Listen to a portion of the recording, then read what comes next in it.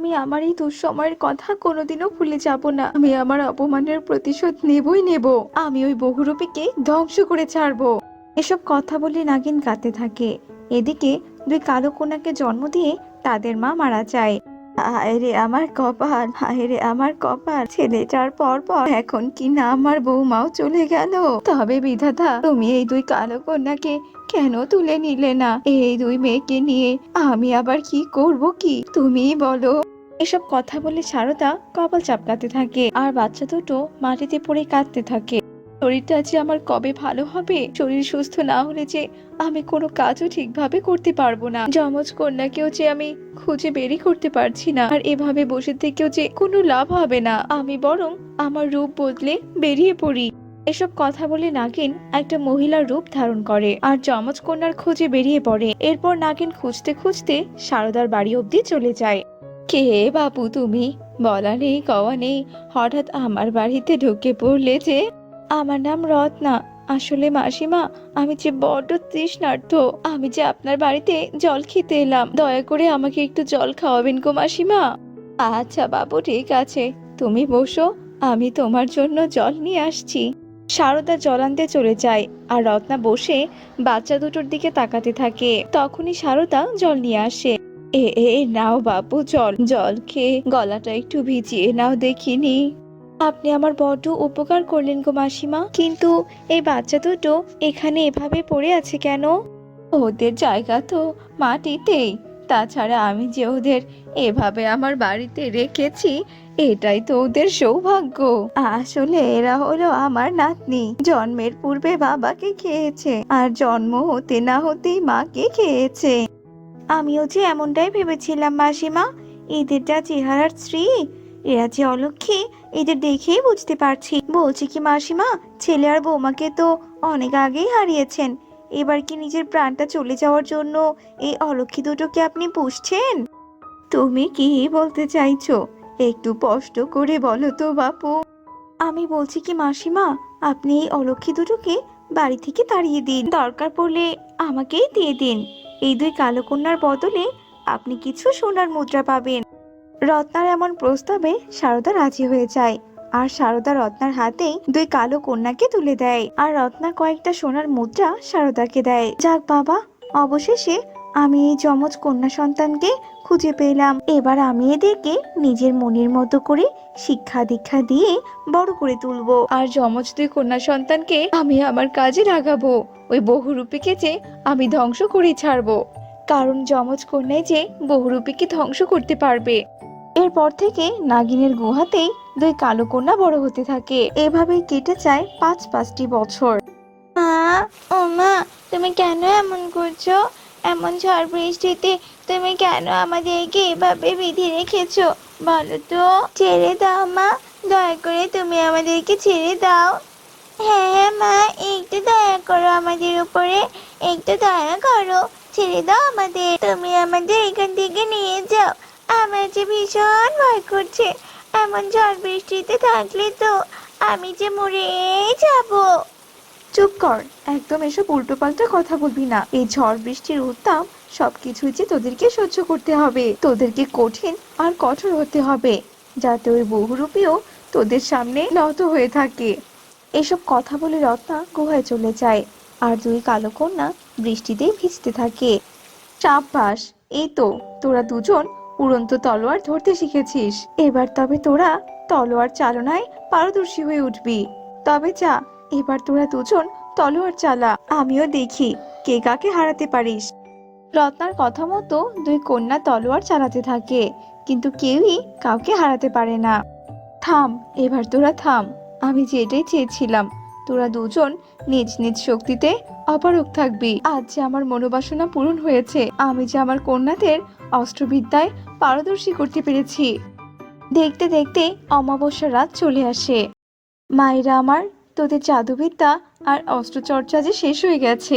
আজ আমি তোদের সব কথা খুলে বলবো, আর এতদিন তোরা যাকে মা বলে ডেকেছিস তার আসল রূপ তোরা দেখতে পারবি। এসব কথা বলতে বলতে রত্না তার নাগিন রূপে ফিরে আসে। মা, ও মা, এইসব আমরা কি দেখছি গো? তুমি কোনো সাধারণ মানুষ নাও, তুমি কি না একটা সাপ? তাও আবার নাগিন? তবে আমরা দুটো সাধারণ মানুষ কন্যা কি করে তোমার সন্তান হই? আমাদের দুই কালো কন্যা নাগিন মা কি করে সম্ভব? শান্ত হ তোরা বাছা, আমি তোদেরকে সব কথা খুলে বলছি। আর তাছাড়া আমি কেনই বা এত কিছু করে তোদের মা হয়েছে জানিস? তোদের কাছে একটা সাহায্য চাওয়ার জন্য। দয়া করে তোরা আমাকে সাহায্য কর। তবেই তো বুঝলাম, কিন্তু তোমার কি সাহায্য চাই মা? আর তাছাড়া তুমি বা কি সাহায্যের জন্য এত কিছু করলে? আমি আসলে বহুরূপীকে ধ্বংস করতে চাই, কারণ ওই বহুরূপী যে আমাকে মিথ্যে অভিযোগে নাগরাজ্য থেকে বিতাড়িত করে দিয়েছে। তাই আমি চাই তোদের সাহায্যে ওই বহুরূপীকে ধ্বংস করে নিজের অবস্থান ফিরে পেতে। আর তোরাই পারবি মা ওই বহুরূপীকে হত্যা করতে, কারণ যমজ কন্যার হাতেই যে বহুরূপীর মৃত্যু হবে। তুমি যা বলছো তাই হবে মা, কারণ তুমি তো এতদিন ধরে আমাদের মাতৃস্নেহে বড় করে তুলেছো। তবে মা, এবার তুমি আমাদের ওই বহুরূপীর কাছে নিয়ে চলো। আরে আরে নাগিন, তোকে একবার রক্তাক্ত করে এই নাগরাজ্য থেকে আমি তাড়িয়ে দিয়েছিলাম, তবুও কিনা তোর শিক্ষে হয়নি? তুই কিনা আবারও এসেছিস সেই নাগরাজ্যে, তোর সাথে আবার দুটো কালো মানুষের কন্যাকেও নিয়ে এসেছিস। এবার তো তবে তোর মৃত্যু নিশ্চিত, আর তার সাথে এই মানুষ কন্যাদেরও। তুই নিজেকে যত শক্তিশালী ভাবিস না কেন, তোর মৃত্যু যে আজ নিশ্চিত, কারণ এরা যে সাধারণ কোনো মানুষ কন্যা নয়, এরা হলো মহাশক্তিশালী যমজ কন্যা। কন্যারা, আক্রমণ কর তোরা, আক্রমণ কর ওই শয়তান বহুরূপীকে। নাগিনের অনুমতি পেয়ে দুই কন্যা জাদু করে বহুরূপীকে বন্দি করে, আর তিথি সেই সুযোগে বহুরূপীর ঘাট থেকে মুন্ডুটা আলাদা করে দেয়, আর সাথে সাথে বহুরূপী ধ্বংস হয়ে যায়। সাব্বাস বাছারা, আজ যে তোরা আমার শত্রুকে ধ্বংস করলি, এবার যে তোদের কাজ শেষ রে। এবার তোদের দুজনকে আমি তোদের ঠাকুমার কাছে পৌঁছে দেব, আর তোদের দু বোনের জন্য তোদের ঠাকুমার মনে যেসব ভুল ধারণা বাসা বেঁধেছে সেসব আমি ভেঙে দেব, আর তারপর যে আমি নাগরানীর দায়িত্ব গ্রহণ করব। এসব কথা বলে নাগিন দুই কালো কন্যাকে নিয়ে বেরিয়ে পড়ে।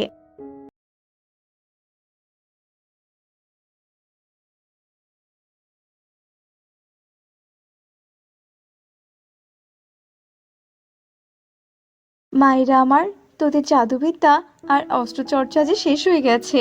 আজ আমি তোদের সব কথা খুলে বলবো, আর এতদিন তোরা যাকে মা বলে ডেকেছিস তার আসল রূপ তোরা দেখতে পারবি। এসব কথা বলতে বলতে রত্না তার নাগিন রূপে ফিরে আসে। মা, ও মা, এইসব আমরা কি দেখছি গো? তুমি কোনো সাধারণ মানুষ নাও, তুমি কি না একটা সাপ, তাও আবার নাগিন? তবে আমরা দুটো সাধারণ মানুষ কন্যা কি করে তোমার সন্তান হই? আমাদের দুই কালো কন্যা নাগিন মা কি করে সম্ভব?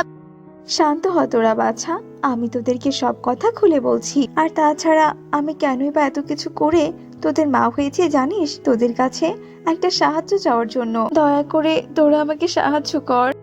তবেই তো বুঝলাম, কিন্তু তোমার কি সাহায্য চাই মা? আর তাছাড়া তুমি বা কি সাহায্যের জন্য এত কিছু করলে? আমি আসলে বহুরূপীকে ধ্বংস করতে চাই, কারণ ওই বহুরূপী যে আমাকে মিথ্যে অভিযোগে নাগরাজ্য থেকে বিতাড়িত করে দিয়েছে। তাই আমি চাই তোদের সাহায্যে ওই বহুরূপীকে ধ্বংস করে নিজের অবস্থান ফিরে পেতে। আর তোরাই পারবি মা ওই বহুরূপীকে হত্যা করতে, কারণ যমজ কন্যার হাতেই যে বহুরূপীর মৃত্যু হবে। তুমি যা বলছো তাই হবে মা, কারণ তুমি তো এতদিন ধরে আমাদের মাতৃস্নেহে বড় করে তুলেছো। তবে মা, এবার তুমি আমাদের ওই বহুরূপীর কাছে নিয়ে চলো। আরে আরে নাগিন, তোকে একবার রক্তাক্ত করে এই নাগরাজ্য থেকে আমি তাড়িয়ে দিয়েছিলাম, তবুও কিনা তোর শিক্ষে হয়নি? তুই কিনা আবারও এসেছিস সেই নাগরাজ্যে, তোর সাথে আবার দুটো কালো মানুষের কন্যাকেও নিয়ে এসেছিস। এবার তো তবে তোর মৃত্যু নিশ্চিত, আর তার সাথে এই মানুষ কন্যাদেরও। তুই নিজেকে যত শক্তিশালী ভাবিস না কেন, তোর মৃত্যু যে আজ নিশ্চিত, কারণ এরা যে সাধারণ কোনো মানুষ কন্যা নয়, এরা হলো মহাশক্তিশালী যমজ কন্যা। কন্যারা, আক্রমণ কর তোরা, আক্রমণ কর ওই শয়তান বহুরূপীকে। নাগিনের অনুমতি পেয়ে দুই কন্যা জাদু করে বহুরূপীকে বন্দি করে, আর তিথি সেই সুযোগে বহুরূপীর ঘাট থেকে মুন্ডুটা আলাদা করে দেয়, আর সাথে সাথে বহুরূপী ধ্বংস হয়ে যায়। সাব্বাস বাছারা, আজ যে তোরা আমার শত্রুকে ধ্বংস করলি, এবার যে তোদের কাজ শেষ রে। এবার তোদের দুজনকে আমি তোদের ঠাকুমার কাছে পৌঁছে দেব, আর তোদের দু বোনের জন্য তোদের ঠাকুমার মনে যেসব ভুল ধারণা বাসা বেঁধেছে সেসব আমি ভেঙে দেব, আর তারপর যে আমি নাগরানীর দায়িত্ব গ্রহণ করব। এসব কথা বলে নাগিন দুই কালো কন্যাকে নিয়ে বেরিয়ে পড়ে। কুমার আদিত্য কুমার শিকার করতে খুব পছন্দ করত। এই জন্য আদিত্য কুমার প্রায় সময়ই রাজ্যের সকল কাজ ফেলে শিকারে যেত। এমনই একদিন আদিত্য কুমার শিকারে বেরোলো। সেই জঙ্গলের ভেতর বেশ কিছুক্ষণ সময় চলে গেল, তবুও কোনো শিকার পেল না। কি ব্যাপার, আজকে একটাও শিকার দেখতে পাচ্ছি না। জঙ্গলের সব পশু পাখি গেল কোথায়?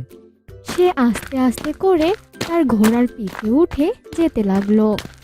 আর সে দেখলো একটি গাছের নিচে খুব সুন্দর একটি হরিণ ঘাস খাচ্ছে। আরে বাহ, হরিণটা তো খুব সুন্দর। এর আগে কখনো এরকম সুন্দর হরিণ তো দেখিনি। যেভাবেই হোক এই হরিণটাকে আমার শিকার করতেই হবে। এরপর সে শিকার করার জন্য হরিণটার দিকে লক্ষ্য করে তীর ছুঁড়ে মারলো। আর যখন গিয়ে তীরটি হরিণের গায়ে লাগলো, তখনই ঘটল এক আশ্চর্য ঘটনা। হরিণটা তখন এক সাধু বাবা হয়ে গেল। হে ভগবান, আমি এটা কি করে ফেললাম? এ তো সাধারণ কোনো হরিণ নয়, এ তো হরিণ বেশে এক সাধু বাবা। আজ যদি আমার হাতে এই সাধু বাবার মৃত্যু হয়, তাহলে আমি এই পাপের বোঝা কোথায় রাখবো? তখনই আদিত্য তার তীর ধনুক ফেলে দৌড়ে সাধু বাবার কাছে গেল। দুষ্ট মানব, হরিণ দেখলেই মনে শিকার করার ইচ্ছা জাগে না কেন? আমাকে দেখে অন্যরকম মনে হয়নি? হে ভগবান, আমি একদমই বুঝতে পারিনি যে আপনি হরিণ বেশে এভাবে ঘুরে বেড়াচ্ছেন। আপনাকে হত্যা করার আমার কোনো ইচ্ছাই নেই।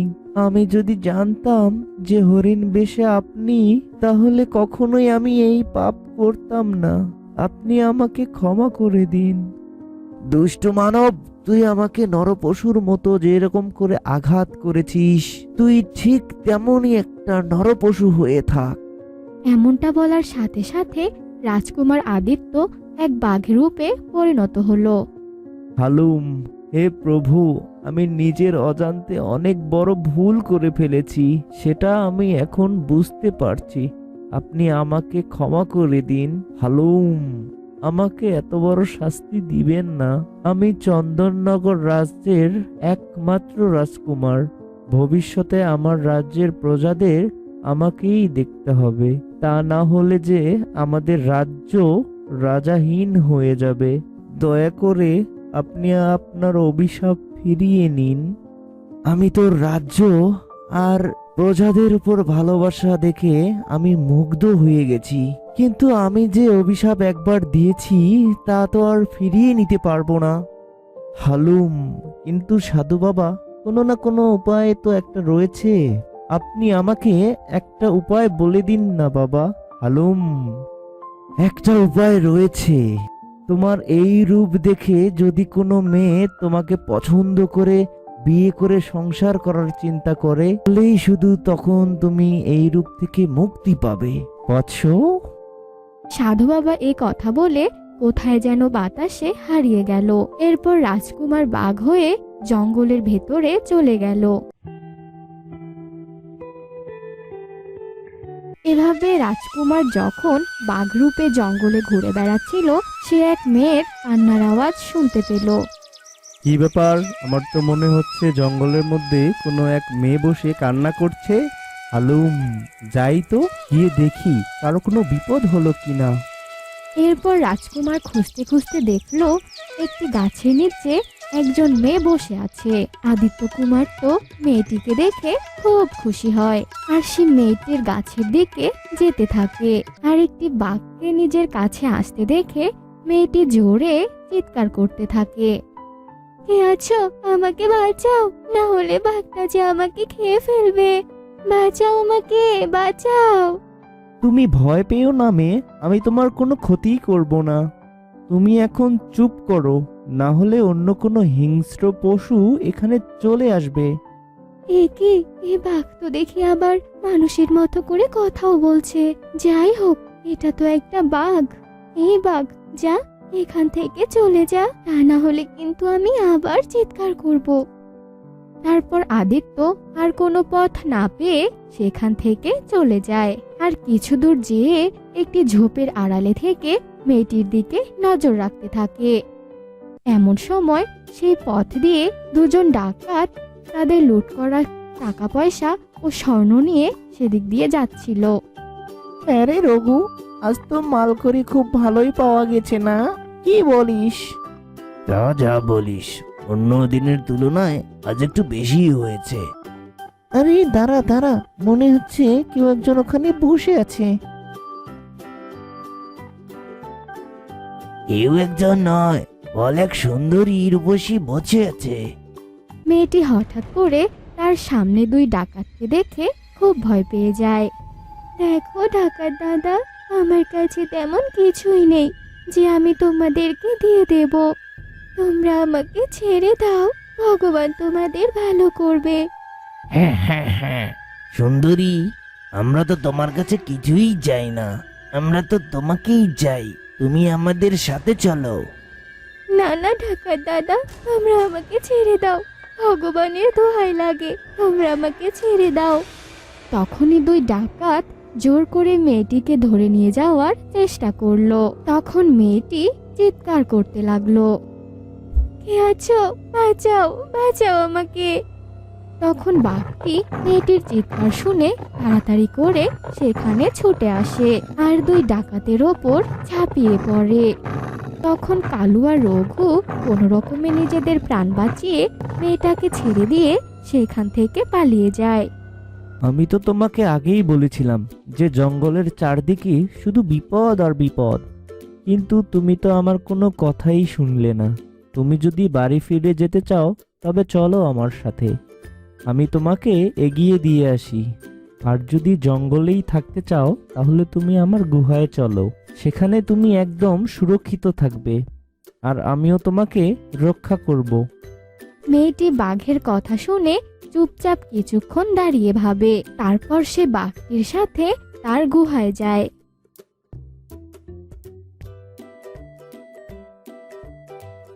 হে ভগবান, এই হিংস্র বাঘের সাথে না জানি আর কতদিন আমাকে এখানে থাকতে হবে। আর যদি আমি বাড়িতে ফিরে যাই, না জানি আমার কি হাল হবে। যাই হোক, এখন তো এই বাঘের সাথে থাকি। তারপর মেয়েটি যখন এসব কথা ভাবছিল, তখন বাঘটি বাইরে থেকে অনেক সুন্দর সুন্দর সুস্বাদু ফলমূল নিয়ে এলো। এই নাও, তুমি এই ফল খাও, আমি তোমার জন্য এই ফলগুলো এনেছি। তোমার যদি আর কিছু লাগে তাহলে আমাকে বলে দিও। বেশ কয়েকদিন পর, সত্যি একটা বাঘ যে মানুষের এত খেয়াল রাখতে পারে তা আমি কখনো ভাবিনি। তুমি তো খুব ভালো একটা বাঘ। তুমি তো এতদিন ধরে আমার সাথে আছো, আমি তোমার নামটাই জানি না। কি নাম তোমার? আমার নাম অপর্ণা। অপর্ণা? তুমি তো অনেক সুন্দরী, আমি তো তোমাকে অনেক পছন্দ করি, আর তুমিও তো আমাকে অনেক পছন্দ করো। তাহলে বরং আমরা দুজনে বিয়ে করে নেই, কি বলো? ওরে বাবা, এই বাঘ কি বলছে? ও নাকি আমাকে বিয়ে করবে।